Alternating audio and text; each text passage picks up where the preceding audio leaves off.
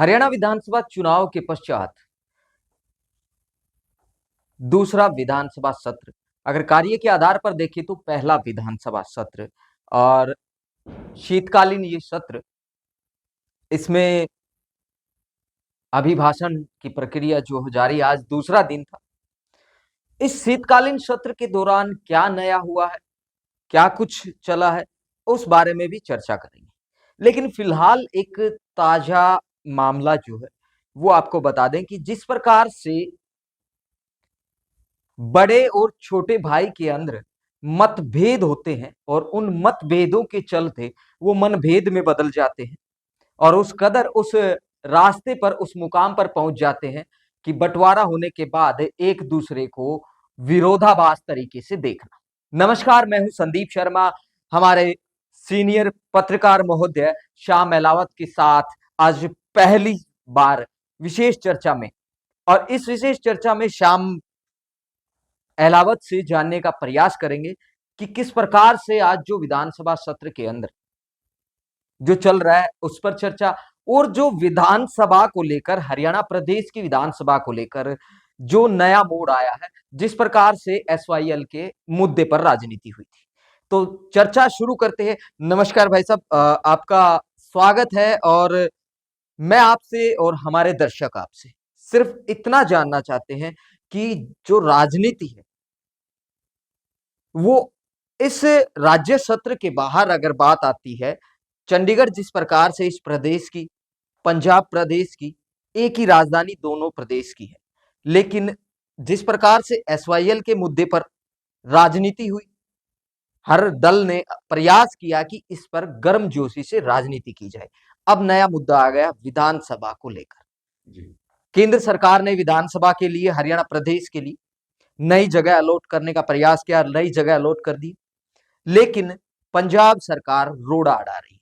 आपकी क्या विचारधारा है, हमारे दर्शक आपसे जानना चाहते हैं। देखिए, हरियाणा विधानसभा के लिए सेंट्रल गवर्नमेंट ने चंडीगढ़ में 10 एकड़ जमीन दी है और उसके बदले में 12 एकड़ जमीन पंचकुला में हरियाणा जो है वो यूटी को देगा चंडीगढ़ को। तो इस मामले में जो है एक चीज निकल कर आती है, वो ये है कि अलग विधानसभा की जरूरत क्यों पड़ी। दरअसल पिछले कई सालों से, आज से नहीं है, वो कई सालों से अलग विधानसभा की जरूरत महसूस की जा रही थी, क्योंकि विधानसभा के जो जो कक्ष है, या जो हम कहेंगे हरियाणा और पंजाब विधानसभा का जो सेक्रेटरीट है वो इकट्ठा है, और जिसकी वजह से वहां अधिकारियों के या नेताओं के या मंत्रियों के जो फ्लैट अलॉट होने की बात थी, ऑफिस अलॉट होने की बात थी, अनेक बार उनको जो है समस्या का सामना ये करना पड़ता था कि हमारे जो विधायक हैं उनको ऑफिस तक की जगह पूरी नहीं मिल पाती थी। सभी 90 के 90 अगर हम बात करें तो उनको जो है कार्यालय फ्लैट्स की जो समस्या आ रही थी। तो उसके मद्देनजर डिमांड पिछले कई सालों से थी जी। कि अलग से जो है विधानसभा के लिए अलग से जगह दी जाए, और अब सेंट्रल गवर्नमेंट ने जो है वो जगह दी है।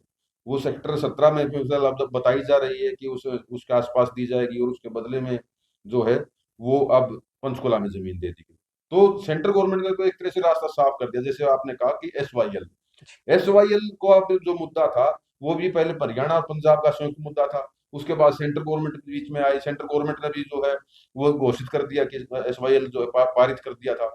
लेकिन उसके बावजूद भी पंजाब के किसानों ने एसवाईएल के मुद्दे को क्लोज करने के लिए पंजाब सरकार ने किसानों को ही उकसा दिया, और किसानों ने जो है वो जो सतलुज यमुना लिंक नहर का जो खुदाई हुई थी पंजाब के इलाके में, वो उसको पाट के उसको दोबारा खेती करने लगे। जी। जिसके बाद पूर्व की बात है, चौधरी बंसीलाल जी के साथ समय में भी एक बार पंजाब के साथ तलखियां इतनी जोरदार तक बढ़ चुकी थी, इस कदर हो गई थी कि आने जाने के रास्ते तक ऊपर ऑब्जेक्शन आ गया था। और चौधरी बंसीलाल जी ने जब वो जो विवाद था चरम पर था, तो चौधरी बंसीलाल के सामने विवाद आया कि वहां जो है आप चंडीगढ़ कैसे जाओगे, हरियाणा से पंजाब के रास्ते होते जब जाना पड़ेगा। तो चौधरी बंसीलाल ने रातों रात अलग रास्ता जो है वो पंचकुला से होते हुए अलग से रास्ता बनवाया, और वो जिंदगी में कभी दोबारा चंडीगढ़ रास्ते उससे नहीं गए, जो उन्होंने बनवाया उसी से गए। और उन्होंने ये कहा था कि आप पंजाब हरियाणा से गुजर के दिल्ली जाएगा। तब ये विवाद शांत हुआ था। तो ये जिस तरह से एसवाईएल का है, या अन्य राजनीतिक मुद्दे थे, या गांव के बंटवारे की बात थी दोनों स्टेटों के बीच में, वो जो चीजें थी, अब उसके बाद जो विधानसभा की बात आती है, तो विधानसभा जिस तरह सेंट्रल गवर्नमेंट ने दे दिया है, अलॉट कर दी है, एसवाईएल भी सेंट्रल गवर्नमेंट ने वो कर दिया था, सुप्रीम कोर्ट तक जो है वो निर्णय दे चुका था। लेकिन उसके बावजूद फिर जो है एसवाईएल के ऊपर मुद्दे के ऊपर दोनों स्टेट में आप बिल्कुल ठीक करें, पंजाब में भी वोट इसी एसवाईएल के नाम पे मांगी जाती है, हरियाणा में भी उसी एसवाईएल के नाम पे वोट मांगी जाती रही है। ये राजनीतिक जो परिदृश्य है वो पहले एसवाईएल था, और आज जो है विधानसभा की जो बात कर रहे हैं, विधानसभा परिसर के लिए जो 10 एकड़ जमीन देने की बात आई है, सेंट्रल गवर्नमेंट ने अलॉट कर दी है। अब जो है पंजाब की गवर्नमेंट अब उसमें भी राजनीति करने लगी है। पंजाब सरकार की ओर से बयान आ रहे हैं कि हम जो है धरना प्रदर्शन करेंगे, विरोध प्रदर्शन करेंगे। दरअसल ये आम आदमी पार्टी की हेरिडिटी है।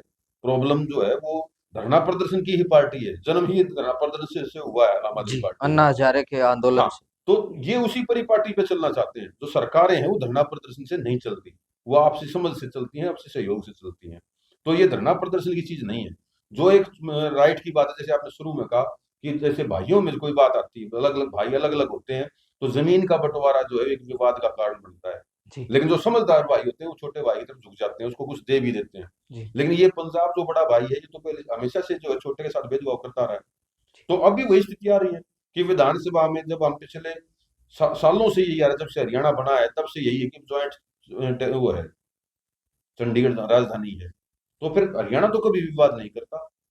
हरियाणा तो कभी ये नहीं मांगा कि आपका जो है वो जीटी रोड्स का जो जो आप फायदा जो है अभी पंजाब दिल्ली जाने के लिए हमारे घर ले रहा है, हमें जमीनें दे दी जाए और कुछ कर दिया जाए। जी। तो चीजें ये हैं। जी, श्याम अलावत जी, आपने सही कहा।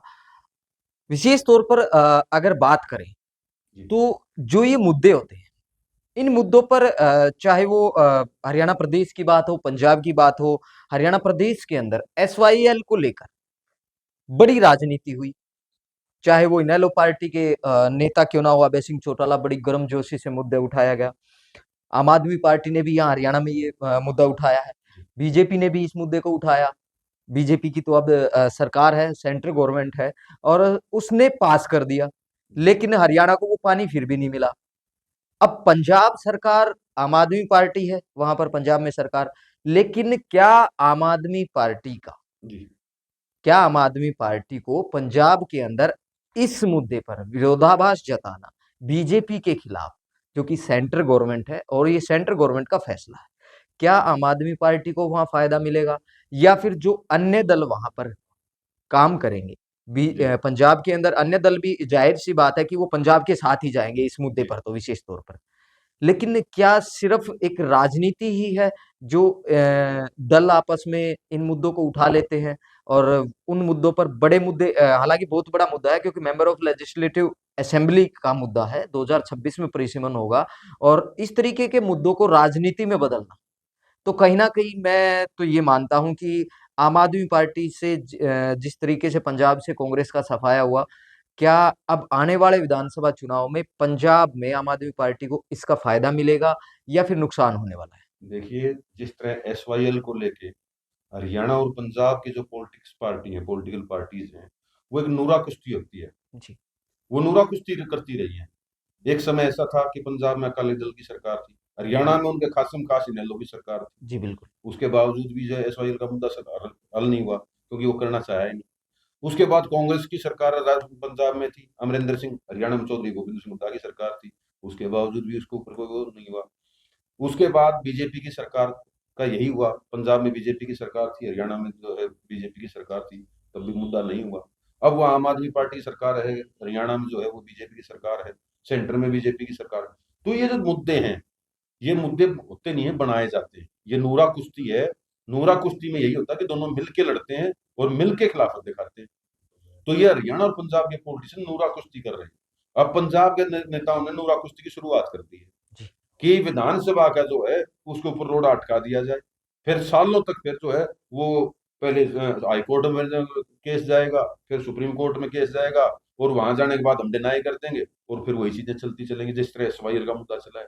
तो ये पंजाब जो की आम आदमी पार्टी है, ये बिल्कुल आप ठीक कह रहे हैं, राजनीतिक फायदे के लिए ये नूरा कुश्ती उन्होंने शुरू की है, जी। ताकि उनको जो है पूरे पंजाब में एक ये समर्थन मिले कि देखो पंजाब के हित की बात कर एक रहे हैं। एक तरफ तो श्यामलाल जी आम आदमी पार्टी जमीनी स्तर के मुद्दे उठाता है, बिजली, पानी, शिक्षा, विशेष मुद्दे जो है दिल्ली की तर्ज पर इन्होंने इन मुद्दों को उठाया था, और आज इतना बड़ा मुद्दा जो है राजनीति में वो लेकर आ रहे हैं। अनमोल गगन जो कि विधायिका हैं आम आदमी पार्टी की पंजाब में, तो उन्होंने कहा है कि ये जो है हक जो है, अधिकार जो है वो पंजाब का है, चंडीगढ़ में अधिकार हरियाणा का इतना नहीं। उन्होंने इस तरीके से विरोधाभास जताया कि उन्होंने कहा कि प्रदर्शन तक करेंगे, धरना करेंगे, आंदोलन कर सकते हैं। तो ये चीजें कहीं ना कहीं आम आदमी पार्टी अपने रास्ते से भटक रही है। क्या आम आदमी पार्टी अपने वोटर्स का ध्यान भटकाना चाहती है, या फिर विश्वास जीतेगी, या फिर विश्वास टूटेगा? देखिए, जो आम आदमी पार्टी की जो स्ट्रेटजी है, और जो आप जो कह रहे हैं कि शिक्षा, पढ़ाई और स्वास्थ्य की बातें हैं, वो जो दिल्ली में जो उन्होंने शुरू किया, वो पंजाब में नहीं कर पाए। जी। दिल्ली के पास जो है अलग राजनीति है, वहाँ का अलग इकोनॉमिक सिस्टम है, पंजाब का अलग इकोनॉमिक सिस्टम है। वहाँ आय के साधन अलग हैं, पंजाब में आय के साधन अलग हैं। वहाँ टैक्सेस पे निर्भर हैं, वहाँ आपका एग्रीकल्चर और चीजें बहुत सी हैं, इंडस्ट्रीज वगैरह अन्य चीजें हैं। ये जो मुद्दे हैं, ये चुनाव में दरअसल क्या है, ये हम और आप जो बाहर बैठे हैं, या आम जनता जो बाहर बैठी ये देख रही है कि ये जो मुद्दे हैं, दरअसल वो मुद्दे नहीं होते हैं। ये मुद्दे गौण हैं, इनके नीचे असल मुद्दे जो हैं वो राजनीति के होते हैं। और वही राजनीतिक मुद्दा अब पंजाब में जो है, वो जैसे आपने विधायिका का नाम लिया, अनमोल गगन। अनमोल गगन का, उन्होंने कहा कि हम जो है विरोध प्रदर्शन करेंगे, ये हमारा हक है। वो कह रही है कि जो है पंजाब का जो 28 गांव को उजाड़ के, और जो खरड़गा इलाका था, वहां पे चंडीगढ़ को बसाया गया था। अरे आप लोगों को जो चंडीगढ़ जो बनाया गया, 28 गांव अगर खाली किए गए, अगर हम गांव की अगर बात करें, तो दिल्ली एनसीआर के लिए हरियाणा के गांव गए, फिर हरियाणा दिल्ली को कब्जा कर ले। जी, बिल्कुल इसी बात पर आता हूँ श्याम जी। मेरे मन में यही ये सवाल है कि अगर पंजाब में ऐसा कर रहे हैं, पंजाब में इस मुद्दे को बनाया जा रहा है कि हरियाणा का अधिकार जो होना चाहिए एक छोटे भाई, क्योंकि जब चंडीगढ़ तैयार हुआ था, जब चंडीगढ़ बसा था, तो शायद उस समय 1966 से पहले ही बसाया गया होगा चंडीगढ़, तब तो एक ही राज्य था, वो अधिकार तो सारा बराबर है। बिल्कुल। तो आधा चंडीगढ़ तो हरियाणा का हुआ। लेकिन इसका मुझे लगता है कि आने वाले जनवरी में, शायद जनवरी या फरवरी में 2025 में दिल्ली में विधानसभा के चुनाव होंगे, और उसका असर, क्योंकि हमारा हरियाणा प्रदेश, मैं ज्यादा तो नहीं कहूंगा, बहुत ज्यादा संख्या में लोग दिल्ली में रहते हैं। कहीं आम आदमी पार्टी को इसका नुकसान दिल्ली में तो नहीं हो जाएगा? देखिए, दिल्ली का जो स्थितियां हैं, वो आज के दिन बीजेपी के लिए इतनी सकारात्मक नहीं है जितनी बाहर से दिखाई देती है। जी। और वो जो गणित है, दूसरा ये है कि दिल्ली की जो राजनीति है, वो जो राज्यपाल की जो मौजूदगी है, उसकी वजह से उनके पास अधिकार कम है। वो पंजाब की तुलना में जो है दिल्ली की राजनीति सस्ती पड़ती है। जी। बड़ा स्टेट है पंजाब, जी। सोर्सेज बड़े हैं। जी। जी। पंजाब जो है अगला, उसके बाद इलेक्शन पंजाब में भी आएगा, जी। और पंजाब बड़ा लक्ष्य है। जी। और जी। उन्होंने जो है, आपने देखा केजरीवाल 2 योजना जो है मुख्यमंत्री रहे, लेकिन वहां कर कुछ नहीं पा रहे। जी, पावर नहीं है। पावर्स नहीं है, लेकिन वहां पावर्स है। जी, और बिल्कुल। वो पावर्स है, इसलिए वहां उनका प्रयोग करके देखना चाहते हैं। जी। जी। और वहां पावर दिखाएंगे तो फिर हरियाणा, राजस्थान, यूपी, या आपका राजस्थान, आपका हिमाचल, वो आगे बढ़ने की सोच रहे हैं। जी, बिल्कुल, वो बिल्कुल। उस एक लाइन पे है, वो एक पूर्ण राज्य में पूरी तरीके से हर राज्य अधिकार में होता जो है, फर्क है, बिल्कुल है। लेकिन केंद्र शासित हाँ, प्रदेश और दिल्ली जो है वो देश की राजधानी है, तो जाहिर सी बात है सेंट्रल गवर्नमेंट के असल चीज अंडर है ये, हर चीज। असल चीज ये है, ये तो जो है चिड़िया के बदले में कबूतर लेना चाहते हैं। जी। जी। जी। तो चिड़िया भी इस हमारी रहे, कबूतर भी। म, वहां दिल्ली में जाकर ये नहीं कहेंगे कि हम पंजाब हरियाणा का साथ भेदभाव कर रहे हैं। जी। वो वहां दूसरी राजनीति करेंगे। वो ये कहेंगे कि जो पंजाब का जो राइट था, हम तो सिर्फ उसकी बात कर रहे हैं। जिस तरह हम हरियाणा में सोयल की बात करते हैं, पंजाब में पंजाब वाले बात करते हैं। जी। अब कभी जो है, हम मान जो यहाँ आया मुख्यमंत्री, हरियाणा में जब चुनाव थे, तो उन्होंने कभी एसवाईएल का जिक्र नहीं किया। क्यों? बिल्कुल। क्योंकि उनको यहाँ अगर यहाँ आगे जिक्र करेंगे तो मुद्दे भटक जाएंगे। जी, फिर बिल्कुल। पंजाब में क्या जवाब देंगे, जाके किस मुंह से बोल लेंगे। बिल्कुल। तो ये एक खेल है कि वहां जाके उसको छुपा लो, वहां जाके उसको छुपा लो।